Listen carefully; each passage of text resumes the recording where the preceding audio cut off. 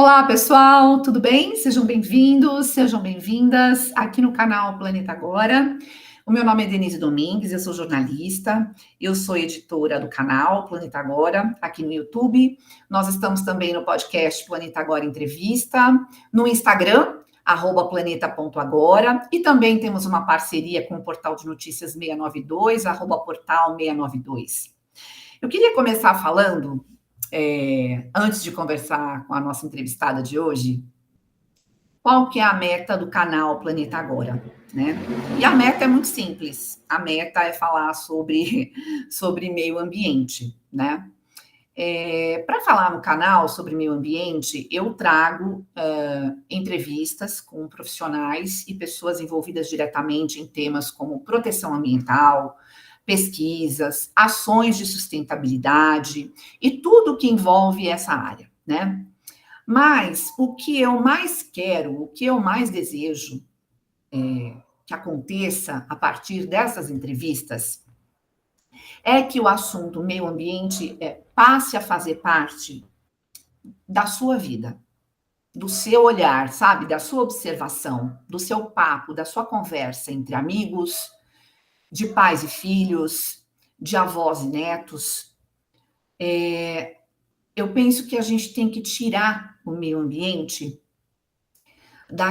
daquela categoria, sabe, de coisas que só são tratadas em nível governamental e que é tema de ativista, e não é, né? A gente precisa, e não temos mais tempo para não fazer isso, a gente precisa parar de achar que a gente não tem nada a ver com o que acontece. Nós temos tudo a ver com o que acontece em torno de nós, né? Porque meio ambiente é tudo o que cerca a gente, né? Isso não é novidade, eu não estou falando nenhuma novidade. Mas é a água que a gente bebe, que a gente consome, são os rios, são os córregos que a gente cruza quando dirige pela cidade, né? Você está ali andando ali na marginal do Tietê, quem mora aqui em São Paulo sabe, olhando como é que está a qualidade do rio. É a comida que você escolhe para colocar na sua mesa. Quais são as suas opções de consumo? O que a gente consome? O que é que a gente produz de lixo, de resíduo, a partir do que o que a gente consome? E não somos perfeitos, né? A gente não é perfeito, mas a gente precisa começar a desenvolver este olhar crítico para as nossas ações do dia a dia, né? Nós não estamos, eu não estou falando aqui nenhuma novidade, mas em função do momento em que nós estamos vivenciando, que inclusive alguns cientistas dizem assim, olha, esse é um ponto de não retorno, esse momento climático impactante vai daqui para pior. Por conta de tudo isso, a gente precisa falar sobre meio ambiente, colocar meio ambiente na nossa pauta. E repetir, ficar repetindo, falar, né? Instigar você que está assistindo, instigar um familiar, instigar o seu colega, né? Nós precisamos tratar desse assunto com muita seriedade e responsabilidade, porque nós estamos simplesmente morando no futuro. Sabe aquele futuro que falavam lá no fim, lá longe? Olha, um dia a Terra vai aquecer, um dia as calotas polares vão derreter. É esse momento aqui. A gente está vivendo isso agora, tá? Então, chegamos no futuro. O futuro é agora, a gente precisa, se não estamos agindo, começarmos a agir, né? Nós precisamos nos perguntar que tipo de planeta nós vamos deixar para nossas crianças, nossos adolescentes, as crianças que estão sendo geradas, para as novas gerações. E sair desse papel de figurante para um papel de ator, né? Protagonista dentro da área do meio ambiente. Para finalizar a minha abertura, eu vou falar duas coisas. A primeira é que uma ação individual pode parecer pequena, mas no coletivo, uma pequena ação vira transformação. E eu vou dar um exemplo prático. E eu vou dar um exemplo ruim, que é o exemplo do papel de bala. Você pega um papel de bala e joga dentro de uma boca de lobo. Se eu fizer isso, eu não vou entupir a boca de lobo. Isso é fato. Mas se 300 pessoas fizerem isso com aquela boca de lobo vai entupir e vai causar uma enchente, um alagamento. O mesmo para uma ação positiva. Então, quando a gente pensar, essa ação aqui eu vou fazer sozinha, você não está sozinho. Alguém também está replicando essa ação em algum outro lugar. E é isso que a gente quer. E a segunda coisa também é super importante. A gente pode votar em pessoas que farão a diferença positiva no meio ambiente. O nosso voto é uma arma, é muito poderoso. Nós temos esse direito de votar. E como é que a gente tem que votar? Sabe o que eu faço? Algumas pessoas me falam, eu pego um papelzinho no chão, vejo o número e voto. Não faça isso. Não faça isso. Pesquise. Decidiu por um candidato a prefeito, por um candidato a vereador? Lembrem-se, nós estamos no dia 8 de junho de 2024. Este ano tem eleições municipais no Brasil inteiro.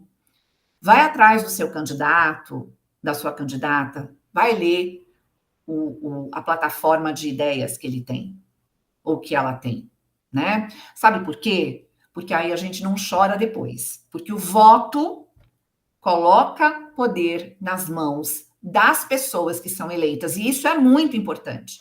Quando eu voto, eu dou poder para quem vai para a tribuna, para quem vai pegar lá o cargo de prefeito, para quem vai pegar o cargo de vereador. Então, eu não dou o meu cachorro e os meus gatos para uma pessoa que eu não conheço cuidar. Eu não dou a chave do meu carro para qualquer pessoa. Eu não dou a chave da minha casa para qualquer pessoa. Como é que eu vou dar a minha cidade, o meu bairro, o estado para uma pessoa que eu não sei o que vai fazer? Então, a gente tem que aproveitar o momento, ok? Terminada a minha apresentação aqui, eu quero falar sobre a minha entrevistada de hoje, que, deixa eu só fechar aqui, que além de ser uma pessoa maravilhosa, é minha amiga. É uma amiga linda. Vou apresentar para vocês a professora Flávia Ribeiro. Eu vou ler aqui que é muita coisa, tá? A professora Flávia Ribeiro, que é cientista atmosférica, cientista atmosférica, gente, pensa. Professora do curso de Gestão Ambiental e orientadora no programa de pós-graduação em sustentabilidade na Escola de Artes, Ciências e Humanidades da Universidade de São Paulo, da USP. E a gente vai falar sobre aquecimento global, né, Flávia? Com o recorte de ilhas de calor nos centros urbanos. Flávia, bem-vinda e honrada pela sua presença. Oi, Denise, minha amiga. Uma amiga linda também. Muito obrigada pelo convite. É um prazer estar aqui no seu canal e conversar com você, né, e divulgar um pouquinho do que a gente pesquisa aí na academia. Importantíssimo, Flávia, a gente pensar que a universidade precisa se aliar à sociedade, né? Precisa ser explorada no bom sentido, né? Mais e mais, para que a gente consiga tirar da universidade, do academicismo, as coisas maravilhosas que são estudadas, que são testadas e que são aprovadas dentro da universidade, para que elas venham para a nossa sociedade, né? Para que ela tenha realmente essa contribuição efetiva, né? E eu acho que um dos pontos é justamente esse, quando vem alguém da universidade falar com a gente para expor aqui o que se faz lá. A gente precisa saber, né? E muito mais, vamos aprender muito com você, eu tenho certeza disso. Muito obrigada. Eu vou começar a nossa entrevista de hoje fazendo um recorte, aproveitando a questão do Rio Grande do Sul, Flávia.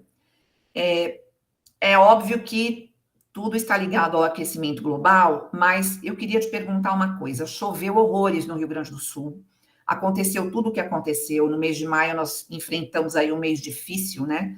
tanto para quem estava lá ou para quem não estava lá. Foi muito difícil ver tudo aquilo, foi doloroso, né?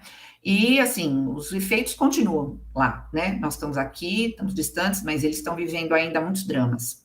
Eu queria perguntar para você o seguinte: quais foram os fatores que contribuíram para o excesso de chuvas lá no Rio Grande do Sul? O que aconteceu de, ou não, né, de excepcional? Então, foi bem interessante que eu estava vendo uma explicação mais cedo, né, assim, bem didática sobre o evento, né, e nós tivemos, assim, uma conjunção de fatores. Costumamos ter nessa época do ano, já em maio, assim, ah, muita um aumento da frequência das passagens de frentes frias, né, que são ares de origem polar, né, massas de ar frio, e quando essa massa de ar frio chega num lugar com ar mais quente, né, essa interação entre essas duas massas, né, essa fronteira é o que nós chamamos de frente, né, e se a massa de ar frio se movimenta, né, e vai empurrando a massa de ar quente, essa é a frente fria. O que aconteceu no, no Rio Grande do Sul é que nós tínhamos, né, uma situação de ter uma bolha de ar quente no centro do Brasil, na região mais central do Brasil. Além disso, nós temos também uma circulação que acontece, que é a umidade que vem do Oceano Atlântico, lá perto da Amazônia, né? Essa umidade é trazida ali para a Amazônia e tem interação com a floresta e tudo, e a floresta vai evaporar e vai manter o ar lá bastante úmido, né? Uma região de bastante chuva, de bastante umidade, né? Também. E um pouco dessa umidade passa ali para o Pacífico, mas uma grande parte acaba ficando sendo desviada pelos Andes, que tem uma altura bem grande, né? Então, tem uma circulação ali que vai, né, uma movimentação de ar, né, que vai trazer essa umidade lá da Amazônia para o sudeste e para o sul, né? São aqueles chamados rios voadores, que a gente Sim, costuma falar. tem um outro nome também, que são jatos de baixos níveis, que nós chamamos, né, que é uma movimentação de ar nesse sentido e que traz esse ar úmido, né, para a região sudeste. Então, às vezes, aqui a gente também tem bastante chuva que vem por conta dessa massa de ar mais úmida, né? E daí, isso pode ajudar a gerar, né, um centro, que a gente chama um centro de alta pressão ali no centro do Brasil, que é uma massa de ar que costuma ser desfavorável para a formação de nuvens, né?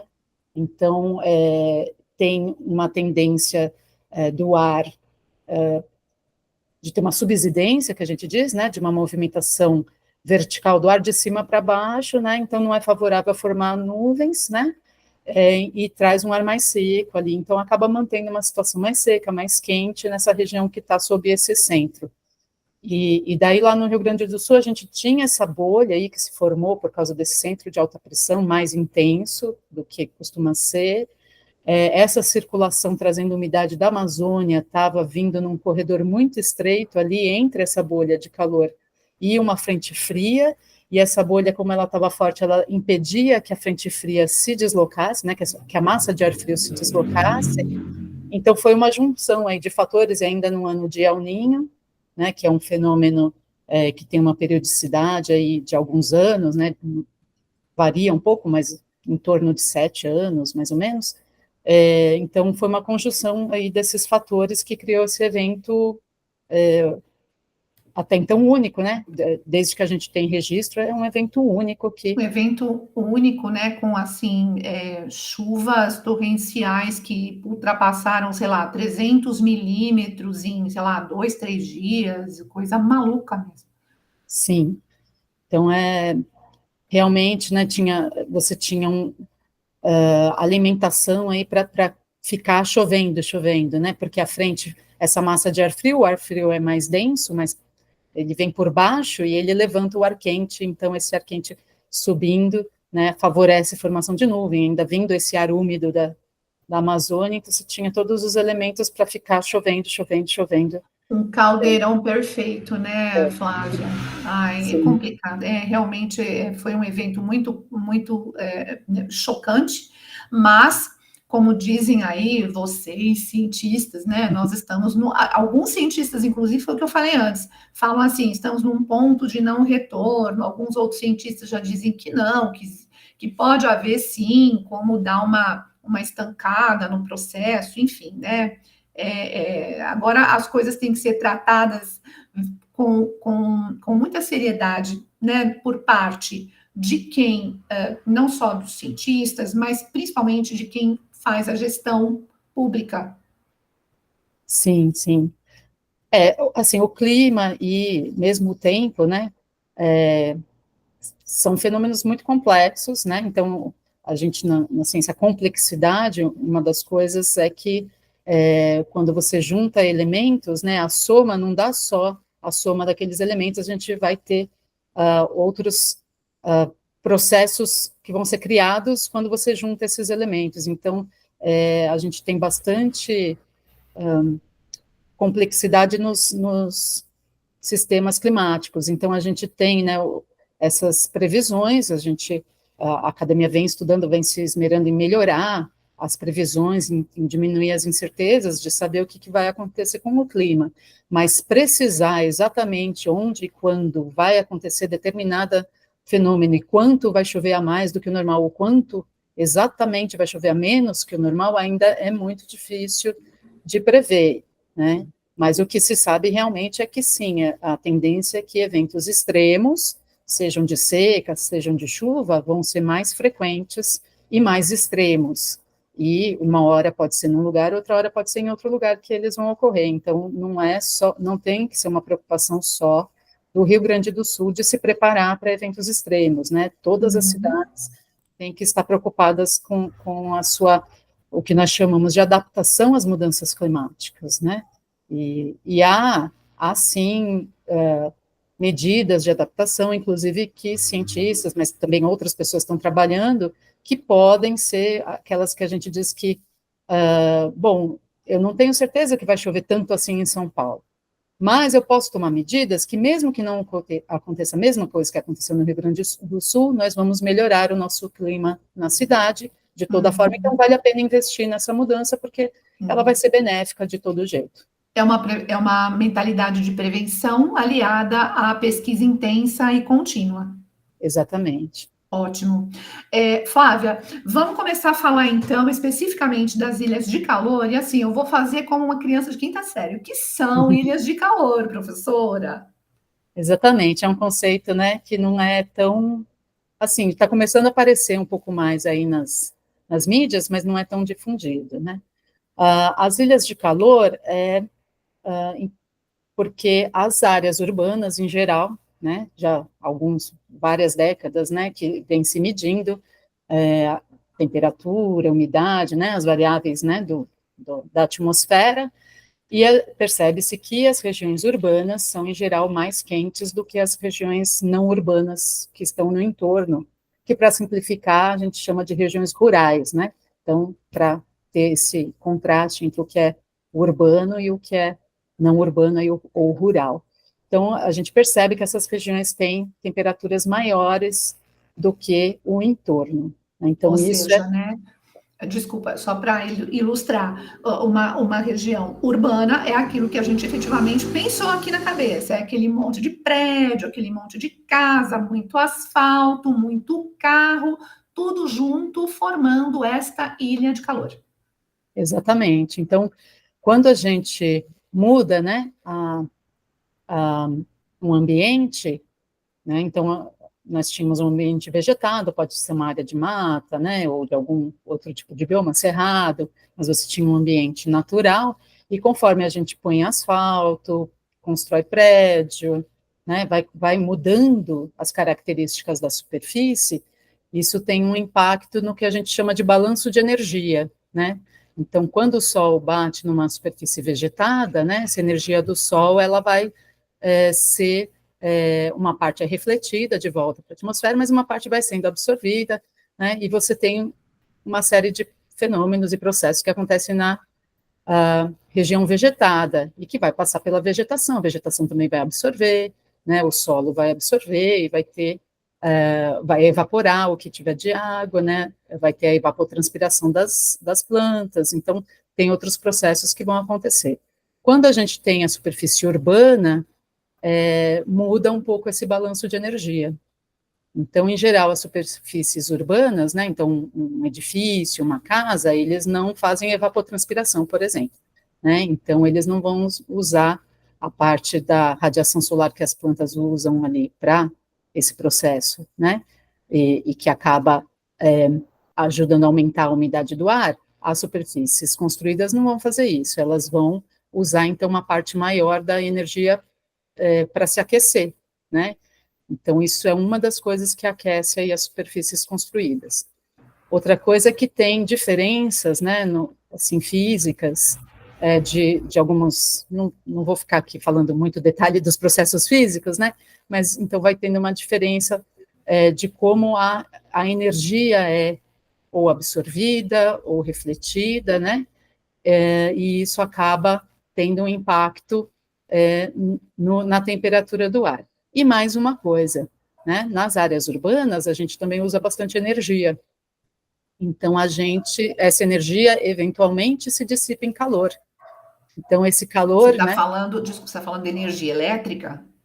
Energia elétrica, combustão nos veículos, Combustão, tá. toda forma de energia que a gente usa, né? Então, nos grandes centros urbanos, né, bastante para transporte, às vezes para aquecimento das casas, né? Então, esse conceito de ilha de calor surgiu no hemisfério norte, e daí em locais, principalmente que no inverno, você precisa de aquecimento nas casas, então você também mantém o ambiente urbano mais quente, porque você está usando energia para aquecer as casas, né? E aqui, na região tropical, a gente não tem tanto essa questão de aquecer, né, de muitos aquecedores, às vezes, né, até Verdade. usa um aquecedor, mas é mais difícil. Mas mesmo assim a gente usa energia elétrica, né, seja para iluminação, ou a gente cozinha, a gente anda de carro, né, os carros também emitem calor, as indústrias funcionando, né, então, mesmo a energia elétrica, né, ela vai eventualmente se dissipar em calor. Então, as atividades humanas que usam energia, essa energia eventualmente vai virar calor. E, inclusive, os equipamentos que a gente usa para resfriamento. Por Então, exemplo, ar-condicionado. exatamente, né? Mesmo o ventilador, mas o ar-condicionado mais ainda, porque a gente usa energia nele, a gente tira a energia do ambiente, né? Tira o calor do ambiente e joga para o ambiente externo. Então, Uhum. e está usando energia, então isso também gera calor, que a gente chama de calor antropogênico, né? Gerado É, pelas atividades humanas. é interessante, você coloca a mão na geladeira por fora, ela está bem quente. Porque a geladeira também é isso, ela tira o calor de dentro dela e joga no E radiadorzinho lá joga. fora, né? Então, a energia vai sendo transferida, né? Ela não desaparece, né? Ela vai sendo transformada, aliás, em outro tipo de energia ou transferida para outro lugar. E a gente, então, então, toda essa atividade humana, todo esse consumo de energia nas cidades, eventualmente se dissipa em calor e a gente, então, tem esse calor a mais que é das atividades urbanas, né? Aliás, Uhum. das atividades humanas. Então, Humanas.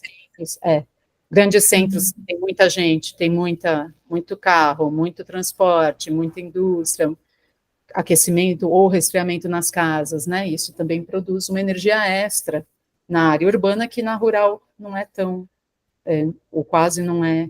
Não é concentrada, na verdade, né? Tá tudo ali muito disperso, né? Isso. Eu conheço muita gente que adora calor. A maioria dos brasileiros, você faz a enquete e fala: ah, eu prefiro calor, eu não gosto de frio.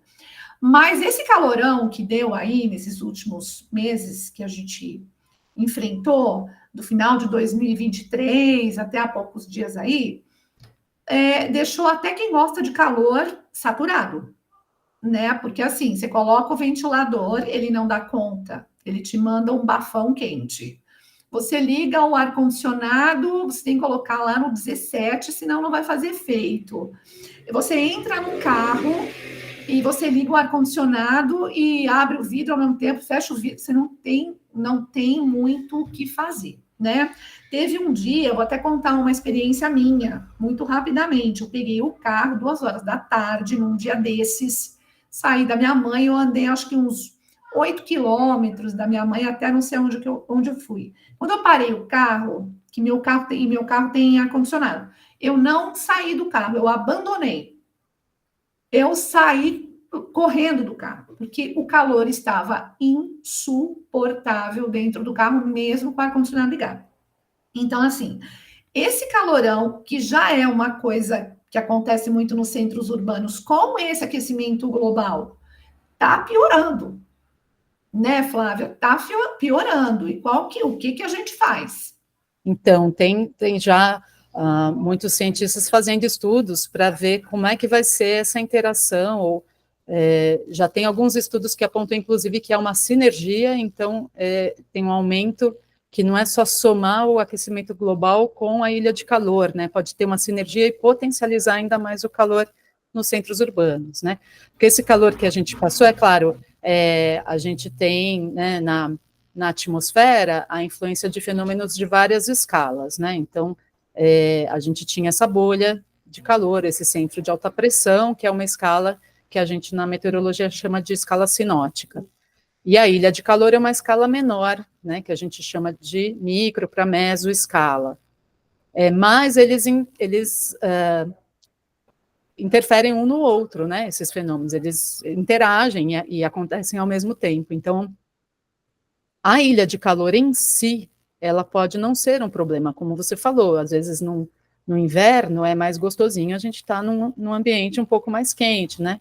Então, a ilha de calor em si pode não ser um problema, mas quando a gente começa a chegar numa situação desconfortável, né, que existe, inclusive o índice de conforto térmico, e que começa a gente, além de se sentir desconfortável, e essas condições começam a interferir na nossa saúde, porque nós temos, sim, uma série de problemas de saúde que podem ser potencializados ou acontecer por conta de temperaturas mais altas, né, e ambientes que estão, né, fora do que nós chamamos de conforto térmico, que seria o ideal para o ser humano, né. Então, aí sim, a gente começa a ter uma série de problemas. E se a gente falar assim, tá, mas então a gente põe ar-condicionado para todo mundo, né? Daí a gente vai ter um problema de energia, né? E que aconteceu, Colapso, né? exatamente, inclusive o ano passado, né, durante as ondas de calor, aqui em São Paulo, por exemplo, né, que a gente mora, né, Denise? Vamos dar o exemplo aqui de casa, nós Exato. tivemos picos de energia, porque todo mundo ligando ventilador, ar-condicionado, e daí você pode ter um problema de energia. Então, não dá para ignorar esses fenômenos quando você pensa até no funcionamento aí do planeta e pensa nesse planejamento do consumo de energia e da saúde pública. E a gente tem assim, né, uma arquitetura, eu não sou entendida, eu não poderia dizer com propriedade, mas me parece que a nossa arquitetura, né, casas, prédios, não é muito lá preparada para aguentar um calor tão grande, né? Por isso que acaba havendo um pico aí de energia por conta de uso de ar-condicionado, por uso de ar de ventilador, enfim. A pergunta que eu queria te fazer, linkando a essa questão toda de aquecimento e centros urbanos, nesse momento aquecimento global e ilhas de calor, com essa explosão de calor, tem alguma relação com ter mais chuva ou menos chuva?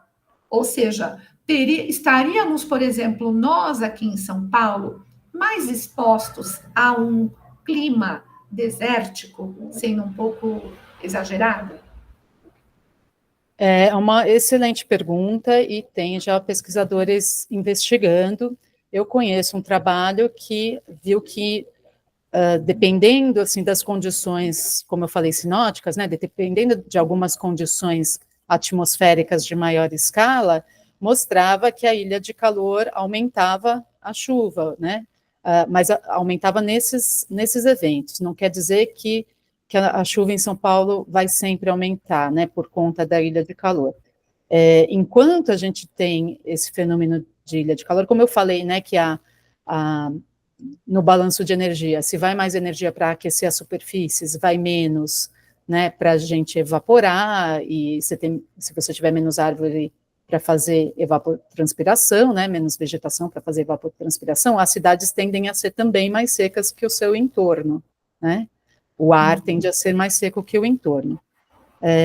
Porém, aí para ver o que tem sido previsto com as mudanças climáticas é que nós vamos ter menos eventos de chuva mais constante, e vamos ter um aumento da chuva em alguns eventos. Então, vamos ter um aumento de eventos extremos. Então, quando chover, pode chover mais, chover cada vez mais, mas talvez nós tenhamos períodos sem chuva maiores. Então, ainda tem alguma incerteza. Né?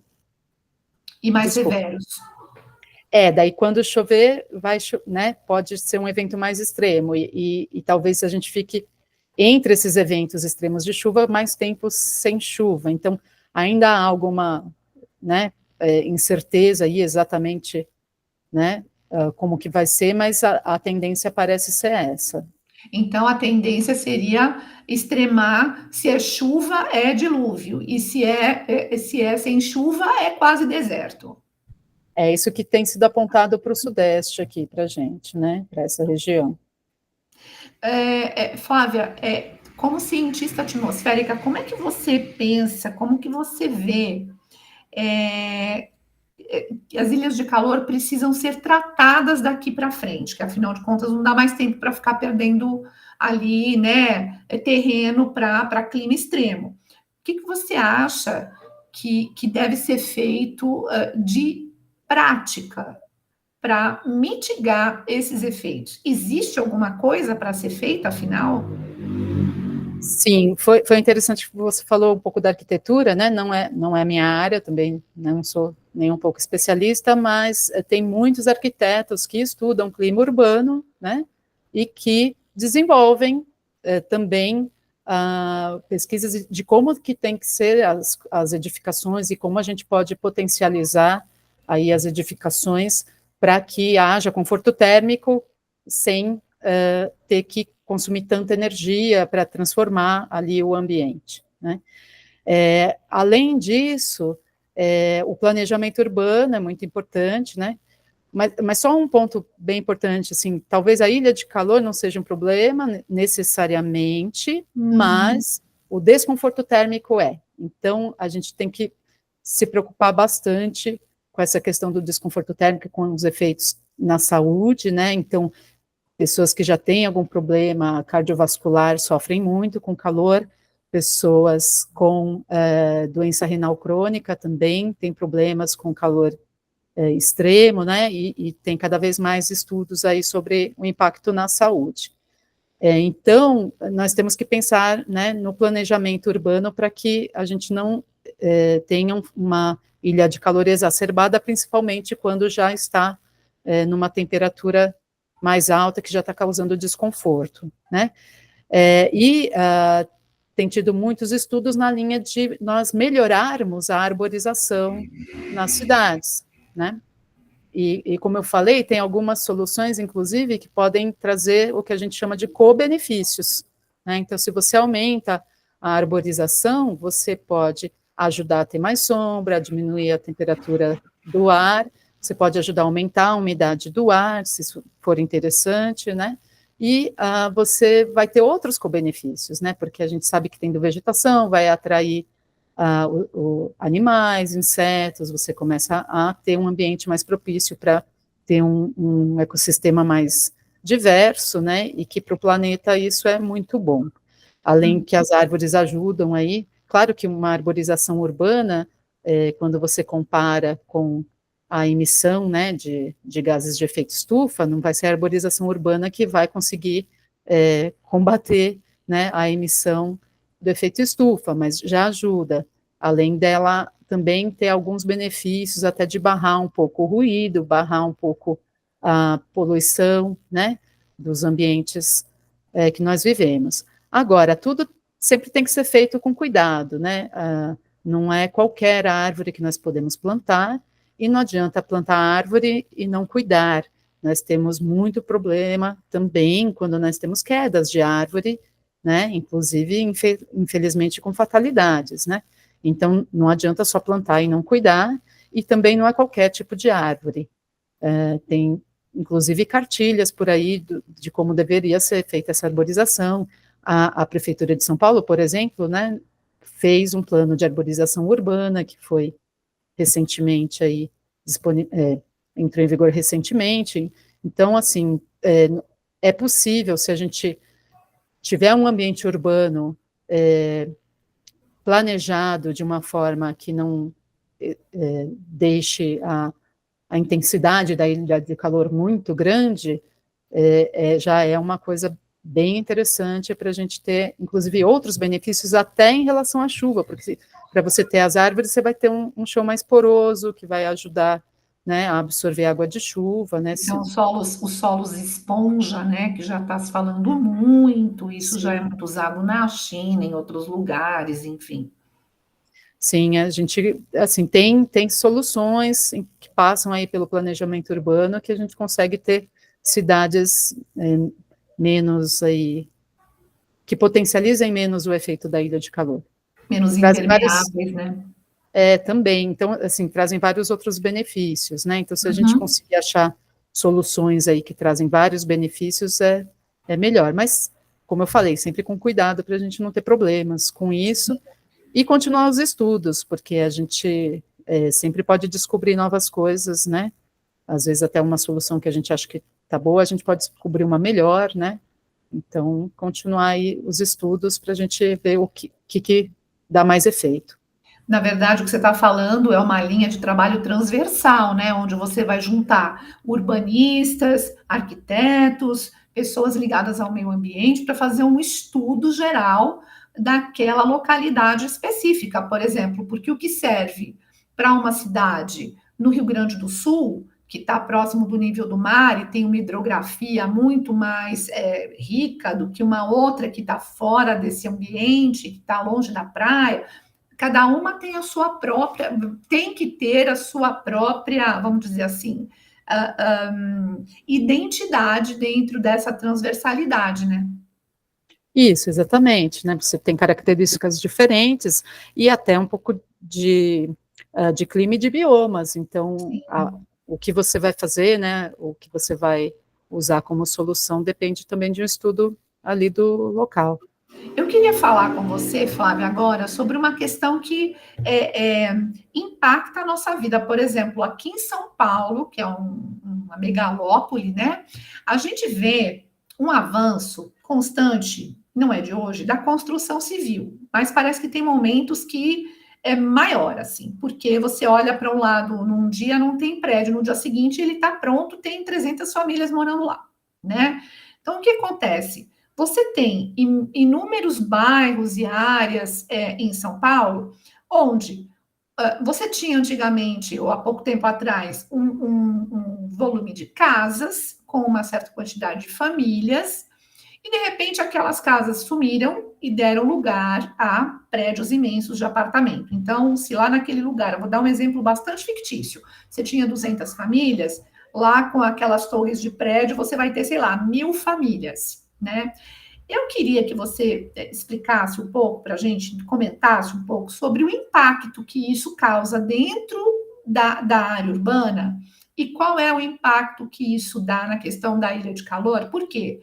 Porque você tirando 200 famílias e colocando 1.000, você coloca muito mais carro, muito mais pessoas consumindo, muito mais gente circulando e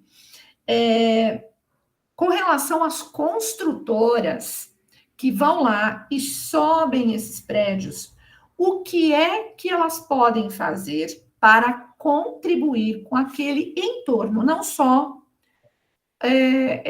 subir o prédio, porque muitas vezes sobe o prédio e a rua e o esgoto e o resto tudo. Como é que fica esse relacionamento entre mudança, né, de mudança de quantidade de gente, volume de pessoas, de casa para prédio, e o impacto que as construtoras têm hoje dentro das ilhas urbanas, e o que elas poderiam fazer para contribuir positivamente? Bom, é um problema realmente complexo, né? Falando primeiro das ilhas de calor, quando você tem edificações mais altas, né? Então, é uma mudança, como eu falei, pode ser uma mudança mais intensa nas características da superfície e naquele balanço de energia que eu comentei, né? Porque você vai mudar. Então, numa região que você tinha circulação do ar, primeiro você está pondo uma barreira para a circulação do ar, né? Você tinha já o ar livre, vamos dizer assim, ou mais livre, e você está pondo casas que estão gerando energia, então gerando calor, né, em outras alturas aí. Então começa a mudar ali as características da região, né? Falando já da escala da cidade, onde quando você tem prédios muito altos, você tem às vezes sombreamento numa parte, né? Então, quando o sol nasce, que ainda está baixinho, você começa a sombrear. Então, algumas áreas deixam de receber essa radiação solar ali em algumas horas, né? Por outro lado, quando ele está mais a pino e essas construções vão absorvendo o calor do sol, né? Depois elas começam a emitir. Então, vai ter um horário que elas vão estar emitindo, e às vezes até mesmo durante a noite, né? Então, toda aquela energia que ele recebeu durante o dia, ela começa a emitir durante a noite, que isso, inclusive, é um efeito das ilhas de calor, de aumentar as temperaturas mínimas, né? Então, durante a noite que a gente tem as menores temperaturas, porque não tem o sol aquecendo, né, normalmente, e a menos que esteja muito nublado, né? E daí a temperatura do ar tende a ir caindo até o sol nascer. Mas nas regiões urbanas nós temos esse calorzinho extra à noite, né? Das edificações que ficaram armazenando energia, né? E calor durante o dia e depois começam a liberar esse calor durante a noite. Então E já aí tem essa mudança. E aí todas as construções liberando este calor juntos nos matam sufocados, né? Não se compara ao calor do sol, mas sim, piora, e se a gente tem já um dia mais quente, a gente fala, mas à noite dá aquela refrescada, já não está mais refrescando tanto, porque tem esse calor também chegando aí, que foi armazenado pelo que a gente chama de dossel urbano, né, por essa região urbana durante o dia. Além do que muda o vento ali no nível de superfície, porque você pode canalizar vento, você pode barrar vento, impedir vento, isso acaba tendo até depois implicações para a qualidade do ar, né? Então, ela subir os prédios aí muito altos começa a mexer com toda a circulação atmosférica e com esse balanço de energia, isso vai mudando o ambiente, né? Agora, você perguntou também sobre o que eles podem fazer, né? Isso. As construtoras em si, né? Como que elas podem contribuir para o entorno quando elas levantam ali aquelas torres, porque o trabalho delas impacta de uma forma tão brutal o entorno, ou Sim. seja, as ruas, os bairros, o que elas podem fazer para contribuir positivamente para aquele entorno todo?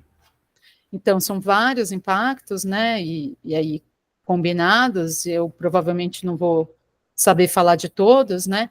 Mas uma coisa é fazer um estudo de que material usar para esses edifícios seria bom, né? De como fazer a parte de ventilação, de aquecimento e de resfriamento. Então, é possível, né? De novo, não é a minha área, mas eu sei que o pessoal da arquitetura estuda como você, até que face que você vira para o sol, ou né, você estudar ali a movimentação do sol, se você fizer um estudo também da onde costuma vir o vento que vem para aquela região e qual vai ser o impacto de construir ali um edifício ou uma série de edifícios, né? Então tem os pesquisadores que fazem, inclusive pesquisam com túnel de vento para ver qual é o impacto, né? A gente vê, por exemplo, nas orlas das praias, quando você tem uma circulação muito importante na costa, que é a brisa marítima. Se você coloca um paredão de prédios ali, você interfere nessa circulação, né? Qual que vai ser o impacto aí para essa região, né?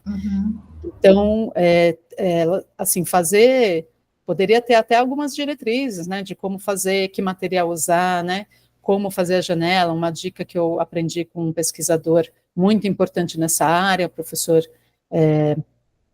Gerard Mills, da Irlanda, se você faz as janelas mais afundadas um pouquinho, você evita que elas fiquem, principalmente janelas de vidro, refletindo ali o sol, você consegue ter um sombreamento e você consegue ter uma iluminação, mas sem ficar recebendo muita radiação dentro da casa, né, ou do andar do edifício, né.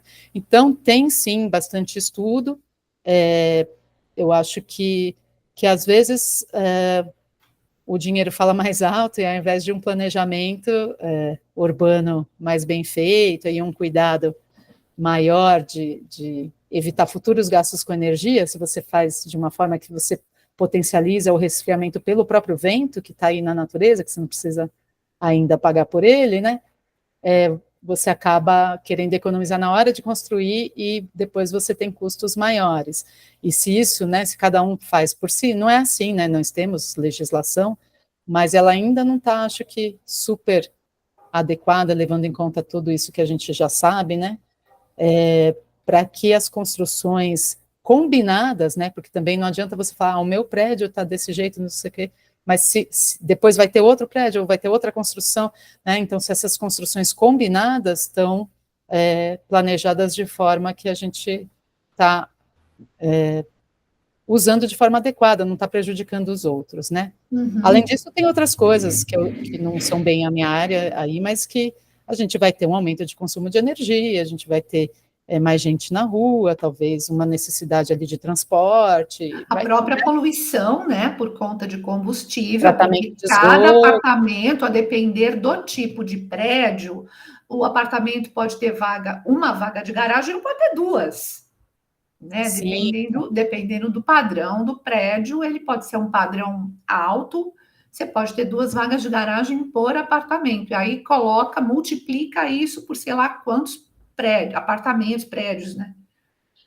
E a gente tem, por exemplo, né, eu colaborei com um estudo com os colegas meus, um colega meu, professor Alexandre, daí acho que é estatístico, e ele fez um estudo usando as viagens da origem e destino e vendo em regiões, né, que eram prioritárias no plano diretor de 2014, né, se eram regiões que tinham pouco emprego, então as pessoas viajavam muito para ir trabalhar, e se você criasse, por exemplo, se você aumentasse em 100% os empregos na região, o que não era muito, porque não tinha muito, né, então dobrar não era um absurdo, né, você diminuía em 50% as viagens de carro por motivo de trabalho.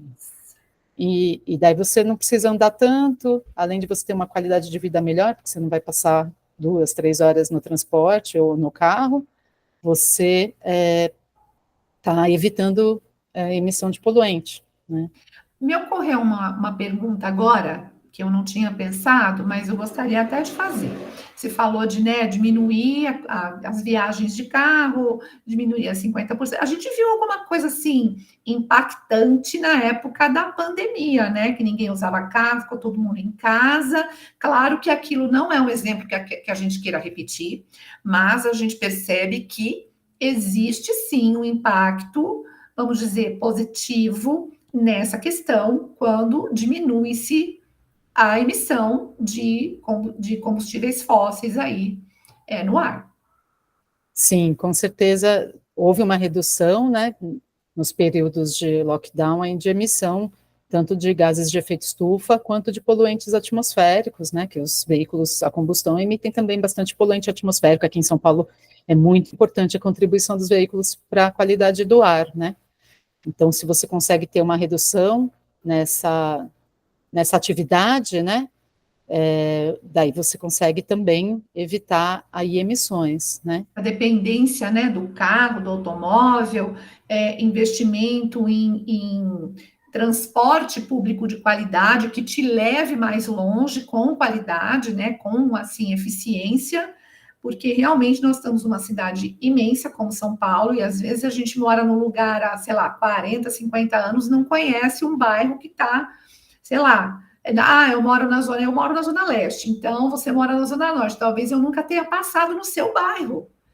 Se você tiver um transporte público de qualidade, além de você impactar positivamente na questão do tempo, também impacta na questão das ilhas de calor.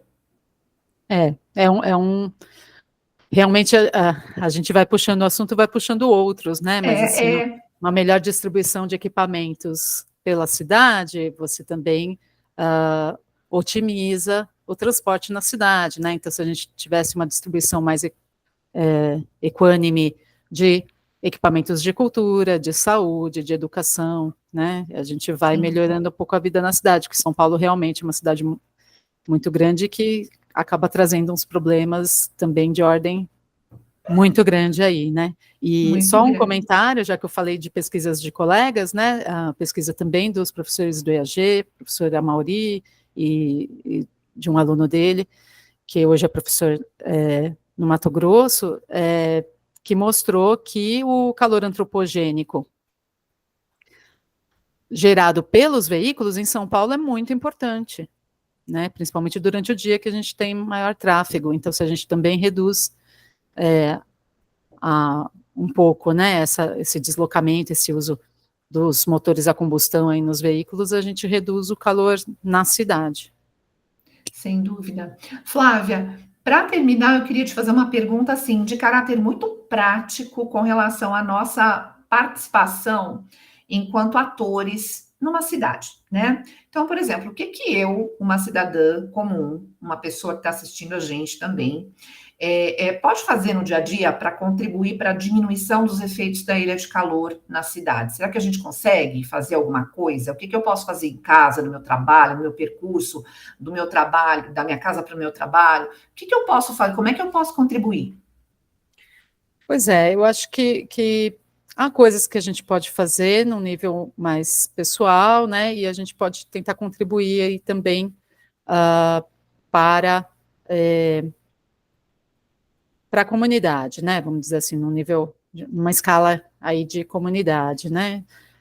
Eu acho que se a gente se informar mais é sempre importante, então tem uma série de canais hoje, felizmente, né, nas mídias que falam de ciência, e o seu canal é um exemplo também, né, Denise, é muito importante, então a gente falar sobre esses assuntos, ter oportunidade de ouvir como é que estão mudando as pesquisas, né, para algumas pessoas é muito difícil mudar um pouco onde elas moram, ou escolher muito qual casa elas vão comprar ou alugar, né? Então é mais complicado.